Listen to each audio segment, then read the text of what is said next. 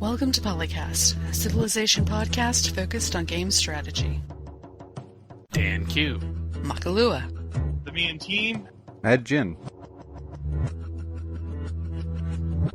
With guest co-host Peng Chi. No. All right, before spit takes, perhaps we should continue on, unless there's something else. Well, you're probably listening to this, and therefore listening to PolyCast number 227. Today, in addition to your standard Daniel Quick List of lists. Go, go, go. and Makalua, Needs more caffeine, brain not working yet, except for Zoom Zoom Race Race. that was predictable, and Mad Jin, Slightly less predictable than your mom. and the Me and Team, Most likely, you will interpret this voice as the Me and Team. because it is. You also Because get it me. is. Actually, I was interpreting it as Phil. Whoa, hey, our guest was trying to introduce himself, and he was talked over. Yeah, Mackie. It's horrible. It's horrible. And there's no way they could just, read the description or anything that, has my name in it or anything.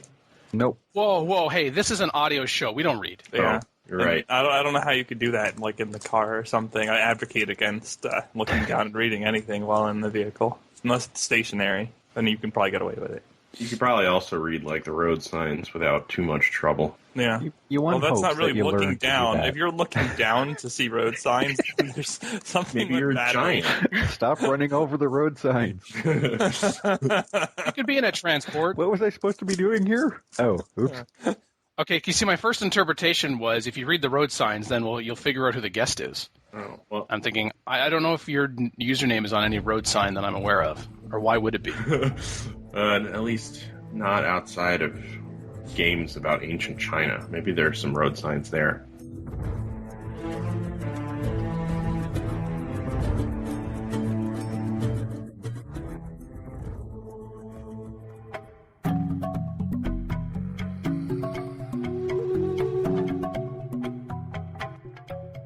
At the Foundations of Digital Games Conference, Rye is going to present a paper about procedural generation, which is a cool new buzzword, except they have brought it to another level. The abstract of the paper is generating interesting game worlds in an ongoing challenge within procedural content generation. While the use of algorithms for automatically generating content could potentially bring many advantages, the content itself is often random and well-crafted, to say the least. That part was my addition. In this paper, we explore a potential solution to this issue by creating meaning through procedurally tracing a history of the game world while constructing it. We introduce a novel approach called procedurally generated history, which consists of building a game world history through controlled autoplay. The resulting game ecosystem is expected to be engaging and balanced as handmade content while still preserving replayability. PGH was implemented in a mod pack for Sid Meier's Civilization 4. Tests with mod pack demonstrated the soundness and balance of the results of the PGH approach.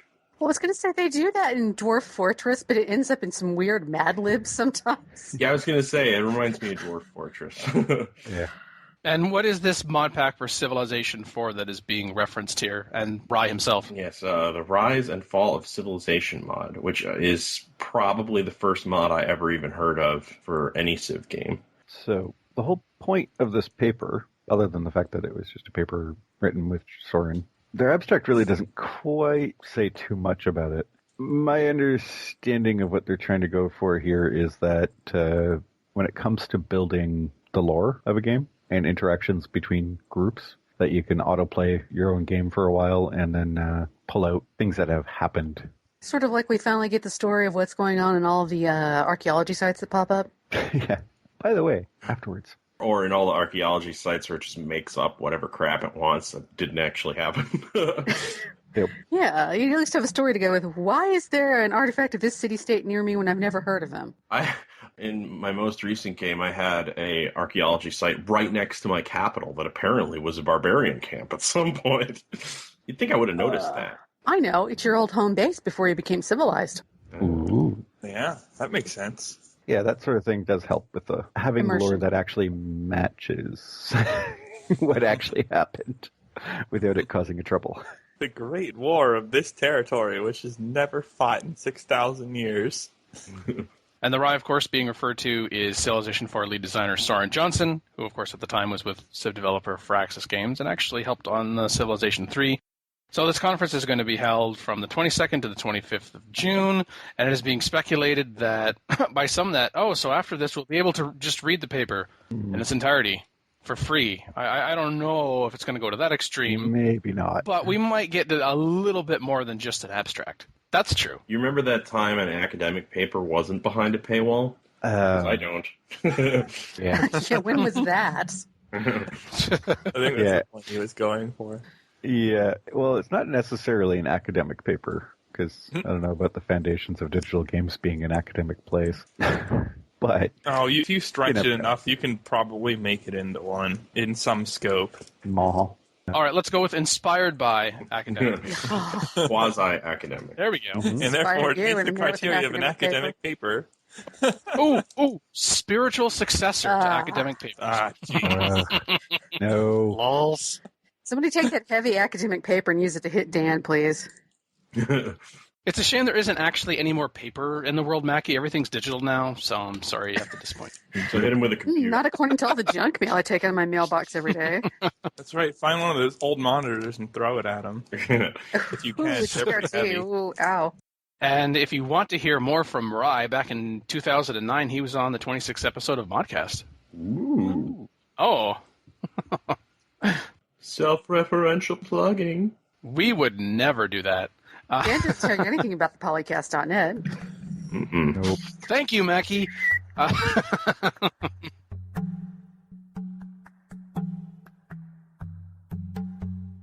We discussed the Battle Royale on the last episode of the show, where all of these Civilization 5 AIs and some modded AIs are going head-to-head in a domination objective.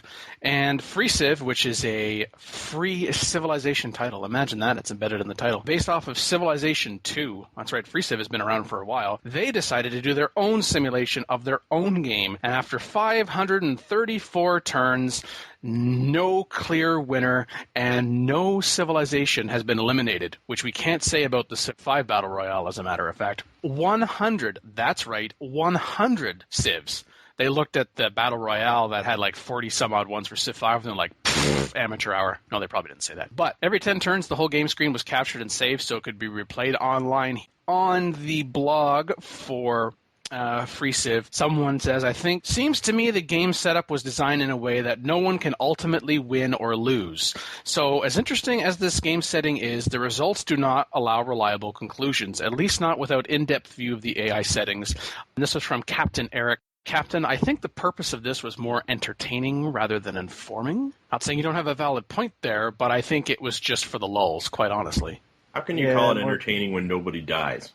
Yeah, Exactly. I mean, if you just throw 1,000 in, it's like, yeah, sure, for the lulz, it can do it. Was there any point behind it? I think their AI needs to be more aggressive, even though I've never played or seen the game. Just people should die over time in Civ. It's more fun that way. Yeah, I mean, I played a lot of Civ 2 back in the day, and by the end of the game, there were maybe 2 or 3 Civs left most of the time, so I'm kind of surprised that the AI in Free Civ isn't that aggressive. Wait, you didn't kill everyone? Well, I mean, I'm more of a goofy role player type guy. Oh, okay. So- Well, that's fine. But I did play on Deity. I think the main things that we learned from this, if we're going to learn things, are that ICS is the best thing ever in Civ 2. Yeah. And anything when before Civ 4. And when you put 100 Free Civ AIs on a map, you can't really ICS. They don't do anything. Like, I can't settle anywhere. They seriously did a whole lot of milling about, For those listening wondering, ICS, you see, kids, there used to be this thing called Infinite City Sprawl, and you just add more and more cities, and that means you ultimately win. There used to be this thing called expansion until somebody decided they didn't like it. One thing I noticed that was kind of weird is that on turn 300, the Civ that has the highest score at the end of the 531 turns or whatever it was, lost their capital. You know what this just goes to show, right? Score means nothing in Civ games. Yep. That's all. There was the lesson from Free Civ. There you go. Reinforcing the body of evidence that score means nothing in Civ games. Thanks, Free Civ. We appreciate it. It is one of the constants between all major games in the series. Mm-hmm. Can't think of the time score's ever been a significant thing in the game, aside from if it's like about to end and the winner has the highest score. It's the only time it matters at all. And if that's happening, somebody screwed up somewhere along the line. Yep. Yeah, pretty much. You did it wrong. See, this is why we on PolyCast, we do not want the highest score of all podcasts on the internet, because that would mean nothing. Yeah, clearly. Clearly. Am I right? Plus, then we might lose our own capital, and that's never any good. Let's go get dogpiled.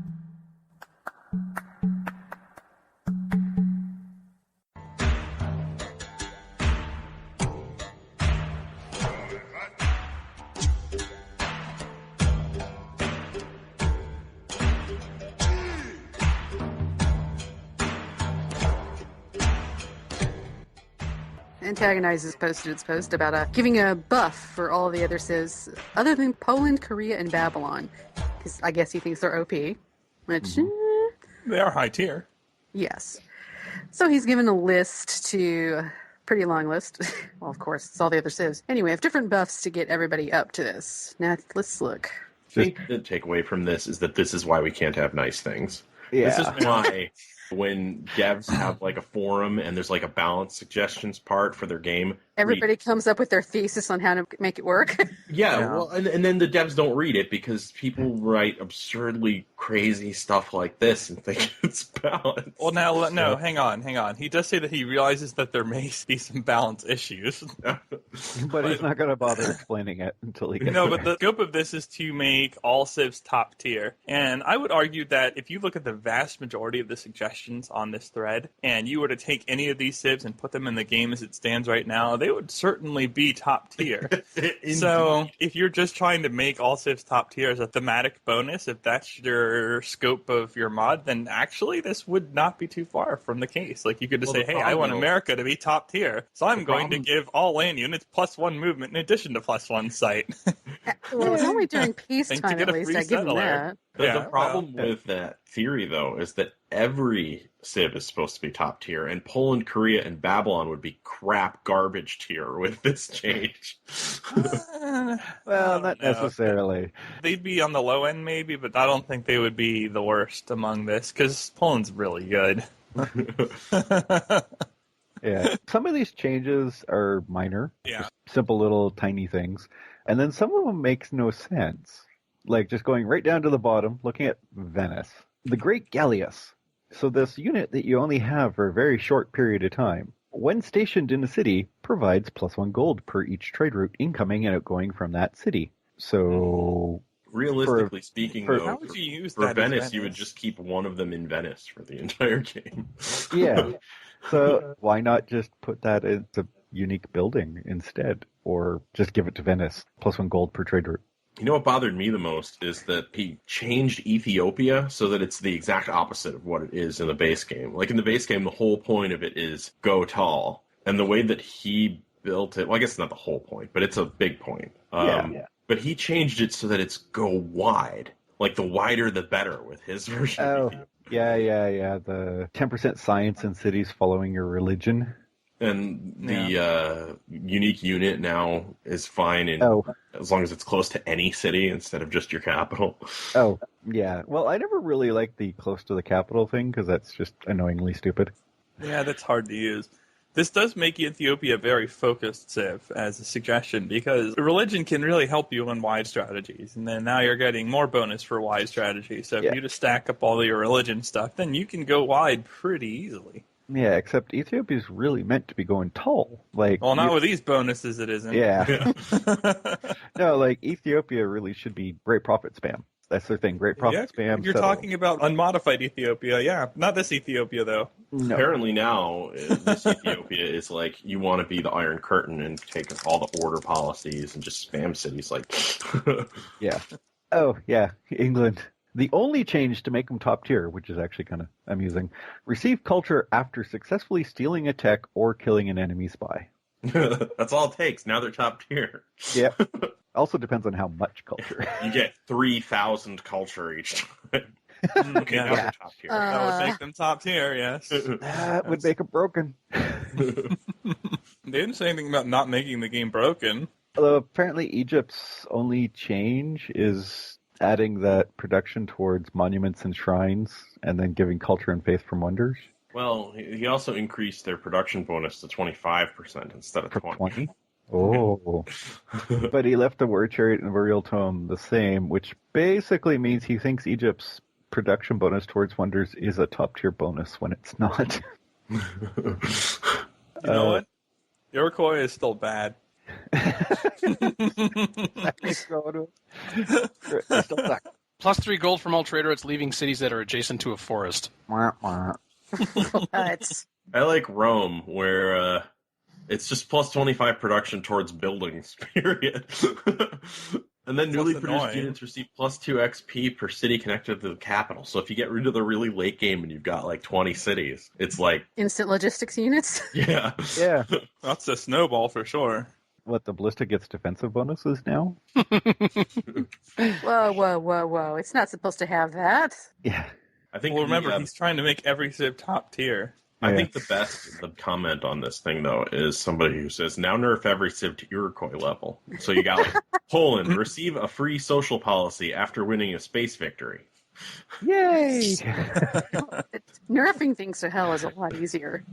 Oh, ski infantry for Denmark. When garrisoned, provides +1 culture on snow and tundra. Why? Because those infantry who have skis on, they make culture. Everybody. What, are they doing snow art with their skis? Are they drawing things out on the mountainside? It's as good an explanation as any. Japan was also cited by some people in response to this. So units fight as though they were at 110% strength even when damaged, deal 20 damage to all enemy units within 2 tiles when they die. Woohoo! Explosions! Explosive samurai, okay. I like the idea That's that awesome. Look, let's just rename them creepers and be done with it. Yep. Plus 25% production towards melee and gunpowder units. Plus 1 culture in all coastal cities. Plus 2 culture from sea resources. Plus 3 culture from each atoll and receive a free fishing boat in all coastal cities. Whoa! And that's before you get to the things they did with the samurai. Yeah, retain the abilities, yes. Replace the swordsman. Plus 2 combat strength and plus 50% flanking bonus. Plus 2 culture in city when garrisoned. No. Wait. Replaces swordsman. Instead of long swords. Putting it that much earlier on the tree is like, are you asking for Japan to overrun everything every game ever? I like He the didn't just put idea it up into top tier, he put him in the god tier. 5 Japanese warriors could kill a giant death robot. Yeah. Yeah, pretty much, by Flank. exploding. Look, they could hit the fuel line. You just put enough Your bodies on top tank. of it. It'll weigh it down. You know, Yoshi in the chat says, this is why Paradox always nerfs things. It's much easier. And that actually applies to one comment in here from Throwaways 52137. I don't know. It's a lot of characters put together. It's easier to nerf the top tier Sibs. Yeah, just nerf those 3 instead. He goes, an off-the-cuff, not particularly deep thought-out version to help make my point. Korea, +1 science per specialist down from +2. Babylon, great scientist upon library completion in the capital instead of upon researching writing, and plus 33% great scientist generation down from 50, and Poland gets 1 free policy per 2 era advances as opposed to every era advance. I think Poland would kind of stink then. I mean, it wouldn't be bad. Yeah. It wouldn't be the worst ever, but it would be... Yeah. Korea I'm and not really Babylon sure don't that sound so bad. I'm not really sure that Poland being like superpowered just because you're getting 1 free social policy tree. They have other bonuses. I forget now, do they get, does that raise the cost of their next policy, or is it really, truly a free policy? Nah, it's free. Okay. That is really good, then. Yeah. Ornate Cat does say also in this thread on Reddit, if this were a mod, I definitely want to play it. You have some amazing and interesting ideas. Yeah, this makes it sound like a very comprehensive and interesting mod to play. It'd be lousy. Yeah, no, this is lousy. Is it trying to, like, Civilization revolutionize Civilization 5 with the approach to Civs being so powerful? And not all of them, but... Yeah, only a couple. Most of them. Power America. creep. I don't think America has Japan in this list. No, I'm pretty sure Japan has this one. Or others. Yeah. Austria is actually funny in the fact that the Diplo marriage, instead of just getting it and getting all their stuff, integrated city-states provide +2 happiness and an additional delegate. They basically get a permanent alliance instead of it just being... Yeah, well, it's like, I soaked you in. I get your vote. I'll just soak in all this stuff and automatically have the win. I declare that the world religion is my religion. I don't know. It's like, oh, what's that? I was late enough in the game. World Congress, United Nations. What's this? I have 10 city-states. That's 10 delegates, right? Nope. 20. Yoink. What? Look, I just took over everything. Because They ate all the city-states. First target, Austria. You think? I like the Brazil changes. Apparently this makes them top tier. They get their old ability and a culture boost when creating a great work. And the only thing that they really buffed big time was the Brazilwood camp with +1 science and +1 production. But that's not even close to these other Sibs. Well, maybe it's like England and they get 3,000 culture on that culture boost. Oh, I love the Byzantium change. Start with the piety opener. Okay, so 1 free social policy. And get a free policy in the piety tree after 2 more policies have been completed. Okay, so you start with 1 free, and then the first 2 are easy to get, so now you have 4. And receive a free great profit at philosophy, and whenever a policy tree is completed. I was going to say, somebody is salty about missing their Reformation belief one too many times. Yeah, and faith output is doubled during cultivation. So, given that you do get a great profit when you complete the piety tree along the way, so you basically finish the entire piety tree before you can reform, because you actually need to enhance your religion before you can reform it properly, anyways. Well, remember, though, that we're also getting a free great profit at philosophy. Yeah, you're going to probably rushing toward if you're Byzantium anyway. But that's the thing. You'd have 3 great profits. By the time you finish the last policy in that, you could easily be at philosophy. So then you finish piety to get the great profit. And then you get another great profit because you finished piety. So that's 3 great profits. And you still haven't even made it to theocracy. And 3 great profits with a finished piety tree. So your shrines are going to be +6 faith, +3 of gold and culture. Yep. I like an addition to Morocco. Trade routes cannot be pillaged by barbarians. Oh. Look, that just means that you constructed the ultrasonic fence. I was going to say, they found one. Has anybody ever picked clean technology? I like this one change to Spain because it's kind of a flavor thing. +50 religious pressure. Oh, gee, she's going to be just like she used to be then. I'm putting my religion all over your stuff. Yeah. The Netherlands becomes the best ICS Civ in history because additional copies of a luxury each provide +2 happiness. Why stop building cities? Oh, jeez. Yay! Grief. No happiness lost when trading them away, too. So you can, early game, you can just sell all the luxuries. You don't have to think about it anymore. Oh, Seabagger. That's even funnier. Oh, yeah. When adjacent to a friendly city in resistance can be expended to end that resistance. I just took your 20 pop capital that is supposed to be useless for at least 10, 20 turns. Yeah, whatever. Seabaggers, they're cheap. Meh. Boom, done. I like how he felt the need to buff the Shoshone.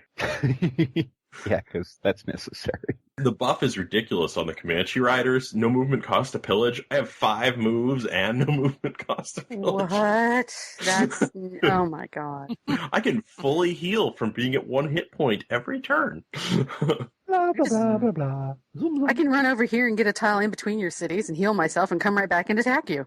Oh, no, wait. They also got +1 gold from freshwater plains tiles. Woo? That could be a lot of money. Could be. Well, true. If you get the right start, that's just disgusting. Oh my god, I just read Sweden. Gain 90 influence with a great person gift, as before, and 25 influence by gifting a worker. At least he wants a cooldown on it. A 30-turn cooldown? On standard speed, yeah. But still, a 30-turn cooldown means that that's basically maintaining your influence with every civ for the cost of a worker. Yeah. Oh, Pledge to Protection increases the resting rate by 15, so you can pledge to protect and go with the one choice. Yeah, you can just go patronage and that and friends forever. The Zulus with the Ikanda, not only did he get +1 gold and +2 happiness on a barracks, provides culture, gold, and science equal to the combat strength of every unit produced in the city. What? Zulu's top tier. Forget Japan. Oh, man. Yeah, no, that just breaks everything. I'm not going to go to war, guys. I'm not going to go to war. All I'm going to do is build units and delete them. And then build more units. We'll be atomic era when everybody else is still in the medieval wondering what happened. He's got all the social policies unlocked. He's bought all the city-states. Oh, wait. During Golden Ages, melee and gunpowder units have +25 combat strength. But that doesn't matter because we're not going to use them for fighting. Oh, no, but they have more combat strength. So the modifier during... Oh, yeah. Oh, jeez. Go Golden Age. Just spam. Well, I think you should keep a couple around to take more cities. That way you can build more units and delete them again. Because each additional city is not going to be too much of a happiness problem because the Akanda gives you happiness. And you get Golden Age points when you conquer cities. So Yeah. 20% of what is required for the next Golden Age. Percent? That's what he said. 5 whole cities? You capture 5 cities, you get a Golden Age. Hey, AI, I'm going to burn this city down of yours. Please send us another settler. Okay. Rinse and repeat. Here's one ability that I actually like. Just part of it, not everything. The one part that I like is receive a free social policy when conquering each capital for the first time. Yeah. Yeah. That actually That's a neat seems idea. useful, but not horribly destructive. Because there's only so many capitals are going to be on the map. And as long as it does not include city-states, because each of those are technical capitals, then the limitation is there. I assume they mean the original capital. Yeah, I would hope so. Okay, guys, it's just like, okay, you've got 10 cities. I capture your first city, which is a capital. You have a new capital. I've captured your new capital, new social policy. Woohoo! Yeah, as long as it's not that. I just had to find we finally come across a suggestion that we have something positive to say, and just tries to find a way. I just had to make it like, no, not like that. I approve. I like the changes to the Ottomans. Quadruple gold for plundering trade routes. All coastal trade routes produce plus 5 gold. 5 better. They would be so rich. Is it plus 5 gold, or is it plus 5 gold and then multiplied by 2 because it's a coastal trade route? All military buildings and courthouses maintenance free. And 3 free units appear nearby when the first city is conquered. That reminds me of Civ 2, where the partisans would pop up every time you captured a city. Oh yeah, I forgot about those. I love the partisans. Yeah, I'd rather have those back. Well, because you have to think in Civ 5, when you capture a city, half the population goes away. Where'd they go? They don't become partisans. Yeah. They ascend to a higher plane of existence and lose their corporeal form. Okay. Uh-huh. Well, I have to say, to Antagones, I like the idea of trying to balance these civilizations, but I would rather you construct it as let's have all civs be overpowered in some way, and I think you've been more effective or less effective depending upon the civ here. Because if you say all civs are top tier, then why is it top tier? Because then they're all the same tier, so therefore what is the top exactly? If everybody is Everyone's a heel, no special, one's a heel. nobody's special.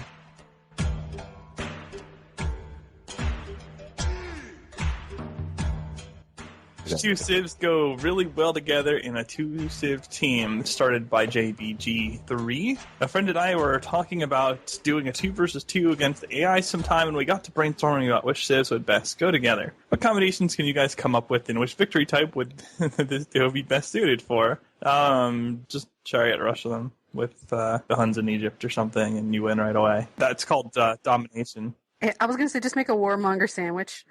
Yeah. I like the suggestion of mixing the Huns and the Mongols, and have the Mongols give the Huns money to ship them some extra horse archers, so that you can have each civ maintaining horse archers early and then upgrading them later. But let's be honest, you can just pick Egypt and Huns and win domination right away, unless you're on continents or something, and then you'd want science civs. Babylon, Korea, Huns and Assyria, Austria and Venice. Ooh. Use the initial Hun battering ram to trash stuff, and then switch over to getting an extra 50% on that battering ram for having siege Oh man, tower, that would be ridiculous, actually. and then start getting a bunch of free techs. And eventually your range units would just get so good that you can mow everything down as they send it. Get like 5-6 range 3 2-shot. That's what always bugged me about Units.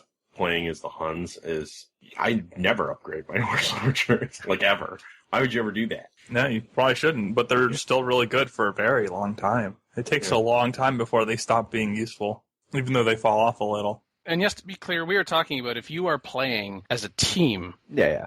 that it is consistent that everything that your teammate has, quote-unquote everything, that you can share. Because right now, when you're playing as a team, there's definite inconsistent sharing. So we are talking about a level playing field. Like, you are truly a team. Yes. That you complement each other. Not just let's whack-a-mole guess what it is that can and cannot be shared between us. Well, We are on different continents. Whoops. are we really a team at that point?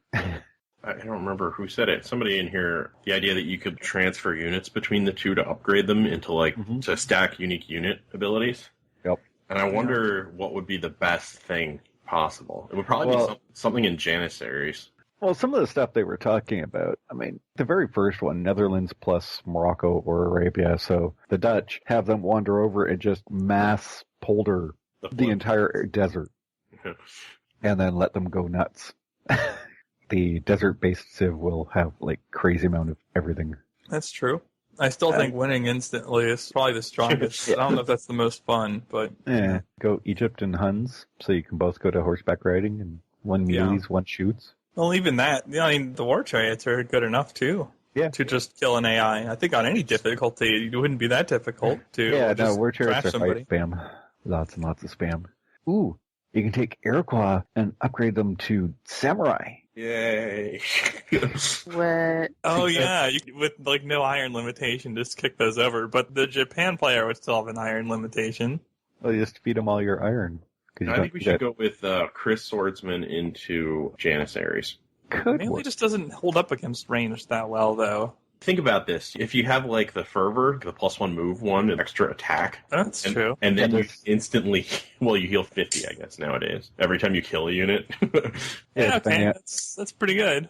Yeah, it depends on which bonus you get. So the Indonesian player would have to just constantly spam them and go punch a barbarian to find out if it's good or not. And then delete them if they're not. And then you know what would be really annoying is Maya England. So not only do the longbows have 3 range, but they also draw. Like, oh no, you caught up to me. Bye. Or it could be China. So yeah, that but they that's can not get as close enough irritating. to double. But It's you can get close enough to effective. double shoot. And if something tries to touch you, you run. Ooh, Byzantium with their crappy horses and no. Dromans. Lots of Dromans. Droman into Great Galleus? If you pick, like, Archipelago, you could probably just win with the Dromans. Yeah, you can. And you also don't need your partner on the team. Just go kill them first. This is AI combos, not human player combos. Let's be fair. With just 2 AI, you can just kill both of the AI. Yeah, pretty easy. Am I the only one on the panel that thought about combining this with the previous topic? What 2 civs from the previous topic would we like? I don't want to. I don't want to think about that. Any 2. Super break the game. Yeah, any 2. It wouldn't matter. Except for Iroquois, because they still suck. In the chat, Dino Yoshi suggests, how about the Huns and Arabia? That's just as good as Huns Mongols. You can give them the... Same thing. Yeah, to upgrade. Camels are power. Yeah, it would be a little better, actually, just because you could actually upgrade your horse archers to camels, like, instead of just leaving them as horse archers for the entire... Yeah, that's the same thing with Mongolia, to Kashyyyks. Yeah, but I would say with Arabia is better because the camel archers are stronger but slower. Yeah. So if you have highly promoted horse archers already, so they have logistics and range, then you're starting with some very powerful camel archers. But if you go to Mongolia, they pretty much get up to that anyways really quickly. And Kashyyyks require horses, but whatever. Kashyyyks are also really weak. High volume, mass spam, and fast, but they don't hit very strong. I see. So if you get the logistics ranged, super powered camel archers right off the mark because of the horse archers, then yeah, you can tear down cities really quick with those and pretty much anything else. As if you'll actually get to chivalry in this type of game. Yeah, well. And now for the Tohai, or Teams of Historical Irony segment of this topic. The Inca and the Spanish. The Danish and the Polynesians. Wait. Russia, Mongolia.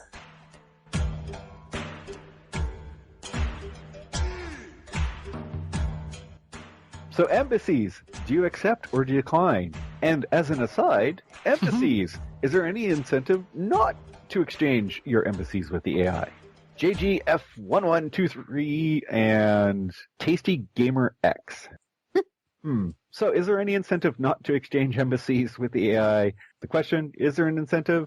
Not really. Except for the general consensus is apparently on Reddit, it costs too much. And they'll want your stuff, which is entirely not that true because they want your stuff anyways if they ever find you. So you do need an embassy in both for some of the stuff. Some of the later Diplo stuff is still locked out based on that. Well, and some people said in the other thread, well, if you exchange an embassy, then a spy's going to go there and they're going to steal stuff from you. Yeah.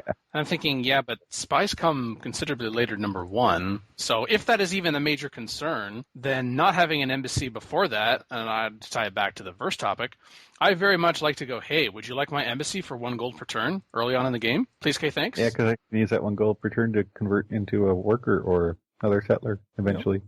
Or if you didn't give them your embassy earlier and you do need to trade them, you can trade it for 1 gold per turn later in a deal when you need, say, a luxury or something. Also, if you have a declaration of friendship with somebody, they'll give you 2 gold and 1 gold per turn, and then you can get one with them for 1 gold per turn for a net profit of 2. Aha. I want to know where this person got their math. They say, is it worth the 150 gold to place embassies in our hang on. So I'm just going to assume that he means entirely, not each capital, but for all the capitals. Yeah, well, I hope that. I haven't actually tried Marathon, and so do your 30-turn deals get multiplied on Marathon or something? A lot of stuff gets multiplied by 3. Yeah, but do the trade deals, if you do a luxury resources trade, is it 90 turns or something? Could it be they all got extended. Yeah. Okay. That could be something in his factoring, too, is that he's thinking in terms of a really long deal because he's on a slower speed. Although the embassy is not exactly 50 gold, but... I don't know where that's coming from. Yeah, I can't picture a combination where this works. Yeah, where the 150 gold is 1/3 of that for Marathon. If you assume that, then it'd be 50, but that doesn't make any sense. Yeah, maybe just 5 other Sibs, but... Yeah, it could be multiple Sibs. That's where I'm going with that one. Both El Supberge and Pipkin say, I never buy an embassy from them on the off chance that a city-state gives a quest for me to find their lands before I do. Oh, but that's the other one. Yes. So the other thread concept is what's the upsides and downsides to establishing embassies in other capitals and letting them establish in yours. Ignore it until the city-state wants you to find them. It's kind of too bad that quest is basically so underused, unless you're specifically trying to milk it. Yeah. Well, you get it once. So, an upside to exchanging embassies is you get the friendly modifier diplomatically. You know the rules better than I. What influence does that have on them declaring on you versus other nations? How significant of a factor is it? Not, because everybody else will have already done the same thing. I see. Although then if you don't do it, does that make you a more likely target? It's a really tiny modifier. Okay, that's what I was asking. If you look in the XML, it's really tiny compared to a lot of stuff. But it could be just enough at the beginning of the game to prevent them from really hating you quick. I see. So that you can, get a trade deal going. And then if you stack an embassy plus a trade route, that might be enough to just think that you're okay. I see. Not necessarily best friends, but could be okay. Not killing you instantaneously, yeah. Yeah. Every little bit helps. Yep. Until it doesn't. If everyone hates you a lot already, then everyone hating you more already does not make a difference. That concept is very much applicable, I think, to any 4X or semi-4X strategy game where diplomatic is a consideration of any kind. Yeah.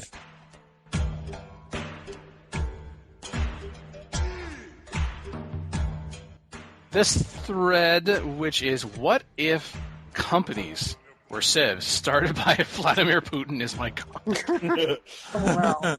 I have 3. I just went through the list. I didn't come up with my own. I went through all of them and quote-unquote top 3. The first one, Walmart. Unique building, supercenter, replaces a hospital. Plus 5 food for every 2 excess food, plus 1 production, gold, and science.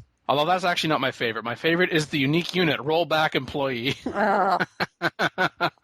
Replaces the rifleman, 34 combat strength. Each attack permanently lowers the enemy's combat strength by 10%, stacking multiplicatively. Well, I guess you're right to roll back those low prices. And the unique ability is plus 2 food per trade route, and unemployed citizens consume half as much food. I I don't like think the so. unemployed citizens one. I thought unemployed citizens consume twice as much food. It obviously doesn't talk about quality of food or nothing. Well, I mean, come on. I was going to say, it doesn't talk about the health of the something- unemployed. Replace a hospital. Yeah. This is just for the lulz, obviously. Yeah. Yes, that was for the lulz. Yep. Walmart replacing a hospital is a bit A of a little reach. much. Yeah. Hey, have you been to Walmart lately? You can buy any kind of medical supply you want. General Electric, unique unit. Inventor replaces the great scientist. Discover technology provides +1 bonus to happiness, and academies provide +1 happiness each. The unique ability, Conglomeration. minus 33% on all building maintenance. Upon researching electricity, all national wonders and world wonders generate +1 gold. But of course, that's not my favorite one. The Walmart was from Mumbo-Nation, and General Electric was from Accidentally Brill. But from Canonadia, Tim Hortons. Unique ability. I'll start with unique ability, even though this is not in that order. Roll up the rim to win. I like that, actually. 1 in 4 chance every turn to get a bonus to food, production, gold, culture, or science. Doesn't say what that bonus is. If it's an absolute value or a percentage. It says 1 in 4 chance. Well, it's a 1 in 4 chance to get the bonus, and then it's a 1 in 5 chance based on what bonus. So it seems to be a 1 in 20 chance of getting something useful. Caffeinated Worker is the unique unit. Replaces the worker 25% faster improvement speed and ignores rough terrain. I think what it should be is 25% faster improvement speed and 25% chance it constructs the wrong improvement. They're going too fast. There you go. Too many Timbits for that cup of coffee. And the unique building is the Timbit Factory. Replaces factory, of course, gives +2 happiness and gives +1 food on sugar and wheat in addition to the pre-existing bonus. Yeah, I saw that at the top and go, yeah, Dan's going to love that.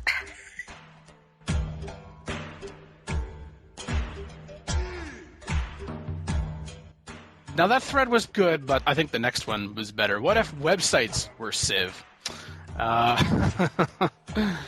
The only thing that I find disappointing about the gaming company ones is that the Valve one didn't have a Steam sale as an ability. Yeah. Yeah. Sell everybody else's luxuries for cheap. Actually, that came up in the What If websites were Civ. Steam, the unique ability is Summer Sale. Golden Ages bring large discount to purchasing select units, different each time. I thought that was actually well done. But this is from Silverman96. But the unique unit mods, after the unit exists for 15 turns, its maintenance cost increases 25%. And I'm sitting here and I'm like, how did you go from such a really nice unique ability to the unique unit makes me scratch my head? I'm still scratching my head. But anyway. Takes them upside and downside, I guess. Imager. User submitted is the unique ability. Every unemployed citizen produces +1 culture, +1 food, and +1 gold, but decreases happiness by 0.5. Oh, this 0.5 stuff. Just decrease happiness by 1. Unique building. Most viral. It's a monument replacement. Provides +3 culture and +1 happiness. And the unique improvement is the Infantry. So it says UI, but they must mean unique unit. Replaces Grade 4 Infantry. Starts with the promotion Downvote Ferry, decreasing combat strength of adjacent units, both allied and opposing, by 15%. Because they got into an argument who has the idea was most stupid. I like that unique ability for them. That was Ether BR11. Zeusa. Google. The big brother. After researching optics, you automatically find every city in the game and all technologies they have you also have. Well, there you go. Unique unit is the Google worker. If you already have improved the tile, every next similar tile is improved faster, and workers can be turned into missionaries. The unique building is the Silicon Valley Company, replaces the factory. Each factory generates 1 happiness and doubles the city technology output. Improvements in planes generate 1 science. Why is there no lolcats reference here? I don't know. I like the Polish space program, which replaces the Apollo program, and you cannot build spaceship parts. Poland cannot into space. The White Knight UU. For Reddit. Truth, but That's a really lousy unit. Like, it would be good in the game because you use it to block for your crossbows and otherwise just take cities that have no hit points. But plus 50% defending would be really annoying. My favorite one is YouTube. On standard speed, every 50 turns you have the option to get rid of all social policies and implement new ones. let's change all of our user policies. No, really, all of them. No unhappiness from unemployed citizens. Unique building is the gaming channel, broadcast tower replacement, plus 2 happiness for every 10 citizens in the city. And the unique unit is the bad musician. Great musician replacement. When performing concert tours, decreases other civilization happiness by 10%. Posted by Dangle.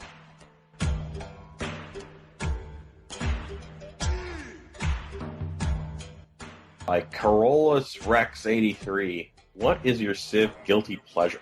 A lot of these things seem to me to be common sense, but it's basically stuff that people do that isn't necessarily always the best idea, but that provides enjoyment nonetheless. So here's a guy, if he starts on a small continent with 1 or 2 other civs, he has to wipe them out before anybody ever meets them so that he can say, Japan? What's a Japan? Never heard of it. Looks around my prosperous city of Kyoto. But like somebody makes a list here, liberate a city-state worker, and then abandoning it. Rescue, rinse, repeat. 300 influence, no big deal. Why wouldn't you do that? Yeah. It's not a guilty pleasure. That's common sense. No, one of my favorites is to pull a rough high. That's a guilty pleasure. Well, it's a pleasure. I don't know about the guilty part. All right, explain for everyone, you know you want to, what pulling a rough high is. Okay. So pulling a rough high means that somewhere near the end of the game, you have to declare war on Dan Q and only Dan Q specifically, without fail. Do you nuke him? Optional. The important part is to declare war on him. What you do after that is up to you, and, variety's the spice of life. So you can do a number of things after declaring war on Dan. But you have to declare war on Dan. End of every game. No exceptions. To do that is to pull a rough high. Why is that a rough high? Because A previous player, yeah. There's a CFC forum member who used to be really active during the Civ 4 era, who played with us sometimes and would always declare war on Dan specifically at the end of every game. Yeah, it's like this list here that has all this, and I don't see that this isn't good gameplay ideas. Buying city-states out from under Alexander until he's broke, sure. Clear war, pillage everything with knights except tasty peace agreement. You don't get the warmonger penalty, but that Civ is screwed. Pillage, repair, pillage, repair, pillage, repair, pillage, repair. And the most important thing on this thread is that somebody discovered that if you start a Reddit post with a number sign, for some reason, it makes your text giant and bold. And then, everybody did it for, half the thread. They were just making giant... You must construct additional pylons. Yes, of course. Inuit to win it. Let's do the trash talk thread next week. Yep.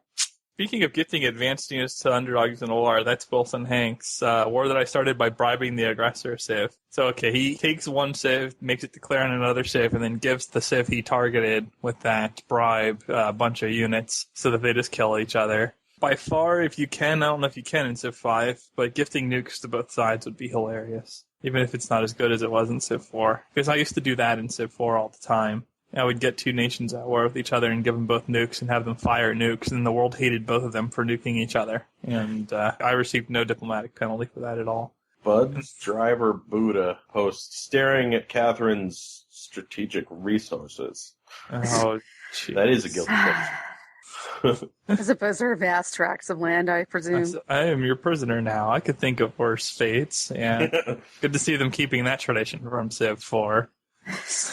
Oh, yeah, what was the other one that was nuking everyone after you've already won the game? Well, that's how you do it. Screw this planet, we're leaving. Well, what's this part about the guilty, though? I can understand the pleasure, but why guilt? Particularly if it's a frustrating game and you just barely manage to pull off the win, and it's like, and now I can show you guys how much I hate you. Here's somebody who really should feel guilty for his guilty pleasure. Disabling barbarians. Ron. What? That's right. I'm going to host the game and sneak disable barbs in ruins and not say anything. Why don't you just play on pre-settler then?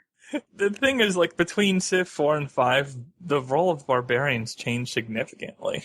And I actually think they're better designed in 5 than 4 for a number of reasons. You have incentive to fight them. They're a lot less BS luck-based. They don't have completely infinite hammers against you, and the way to defeat them isn't esoteric garbage where you're using warriors to prevent galleys from appearing. It's a big improvement over Civ 4. And Civs depend on them now, whereas that wasn't true in Civ 4. Disabling barbarians in Civ 4 was justifiable on any difficulty level for a number of reasons. It's not the same in Civ 5 because they were integrated into the design of the game and the balance of the game. Here's somebody who knows what they're talking about. Shaman Sage. Their guilty pleasure is upgrading sea resources. Build a lighthouse. That's close enough, right? You can build workboats eventually.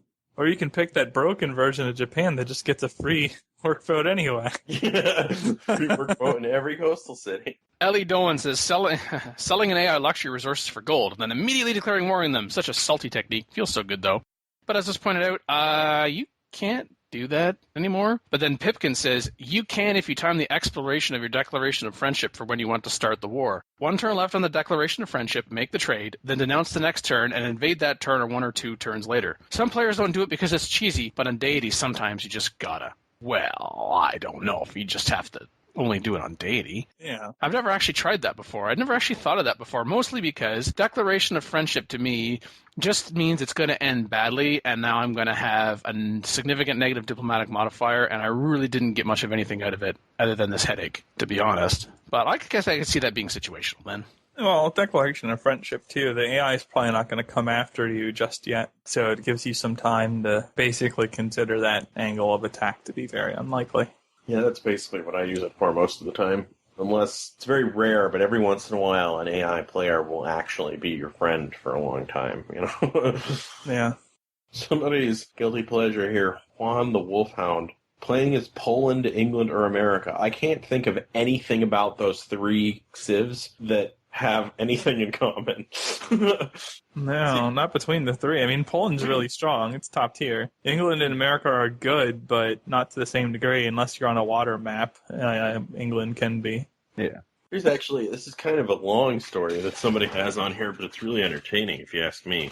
Amoeba Man posts, playing on archipelago map. I once ran across a very expansionist Japan. Seeing as I was planning an eventual capital sniping domination victory once frigates came around, I was already keeping an eye on Japan as they were my best closest target. When I saw them pop out 3 new settlers, I knew something needed to be done.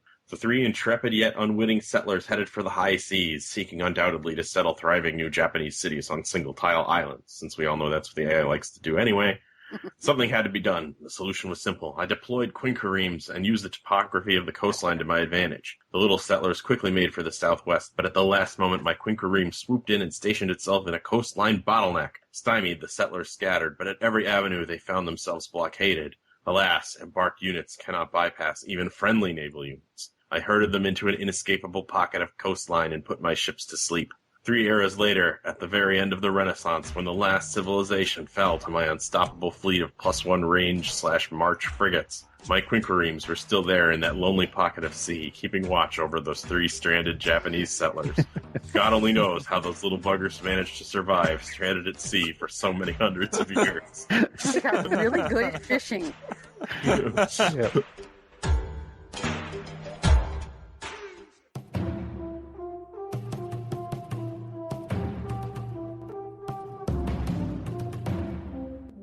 So, back in the theater thing again, because we do that on random occasions. Anybody who's been playing Civ lately had any fun games?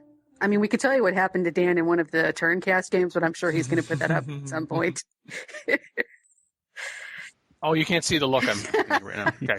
I'm pretty sure that there's a certain finger being extended right now. 2 of them, 1 on each hand. I thought so, yes. Ooh, shaka. Actually, how about a bouquet? What? You get them all. Pengshi has absolutely no idea what we're talking about. Imagine might be able to infer, and Phil and Mackie know all too well. Yeah. Well, basically, we a certain player bought Dan a cheap date, and it went well. Yeah, let's just say it has to do with bribing AIs against human players. Not cool. Not cool.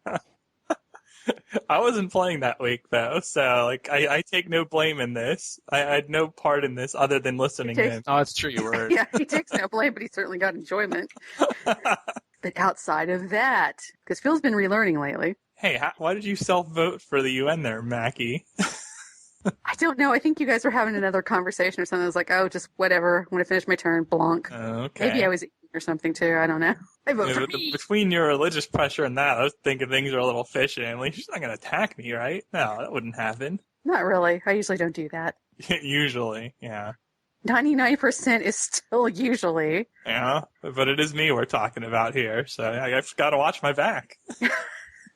The only goofy thing that's happened to me recently is I had a Maya who did not get a religion. an AI Maya on Immortal who just decided, you know what? Screw shrines. Forget those. I'm not building those. Interesting. Did you, worker steal them or something? No, they just didn't do it. The Maya declared war on a city-state that I was allied to relatively early, so I guess for some reason the AI decided, I'm going to do an early rush, and I don't need shrines for that. I'm at a state of war. I need units, not buildings like shrines. I'm just going to build more units. Yeah, even on the high levels, if you jack a worker, it really slows them down quite a bit. Yep. And then they forget to actually build one again, because... Yeah. They think, oops, I already did that. Even in our game on Saturday, when I stole one off of Songhai, it took them so long before they got another one. Yeah, I actually have an unofficial rule that I'm not allowed to steal workers or kill unattended settlers when I'm playing, just because it makes it too easy. Yeah. But I can't resist. It's so tempting.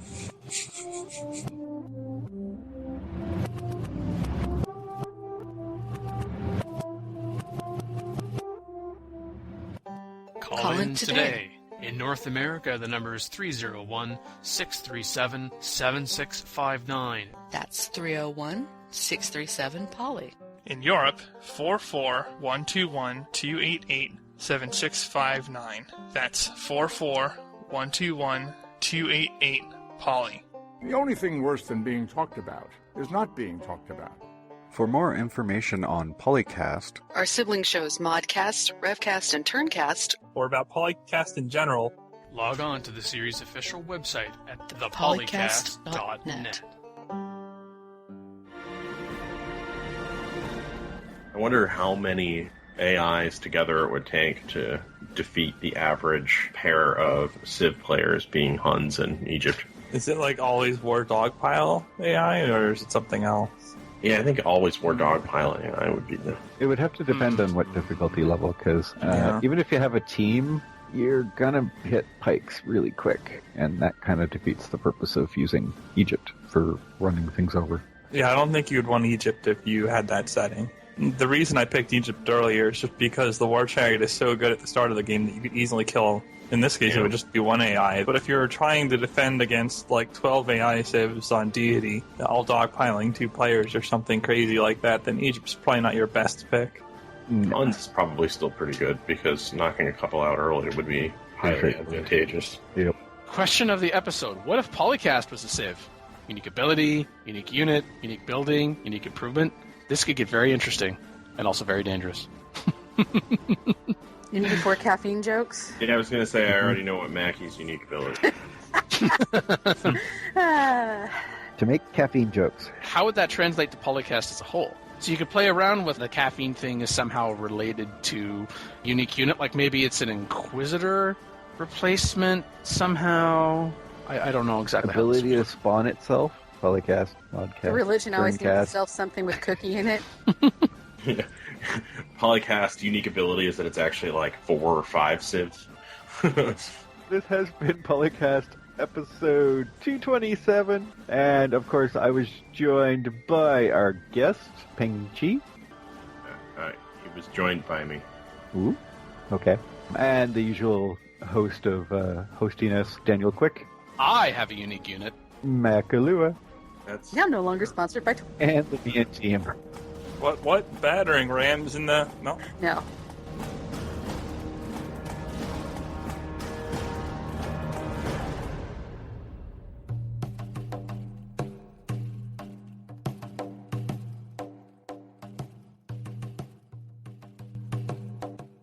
Next. What's next? Oh, wait, that's me. Oh, well.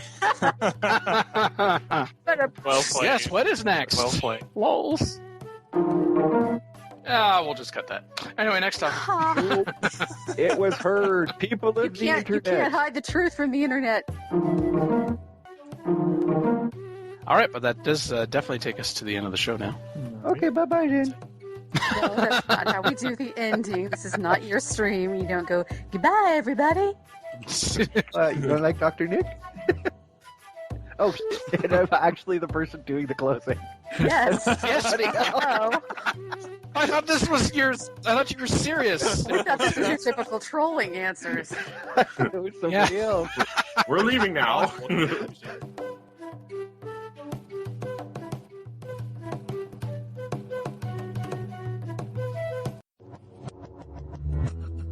Record date May 2nd, 2015. Civilization 4, 5, and Beyond Earth sound clips copyright Take-Two Interactive.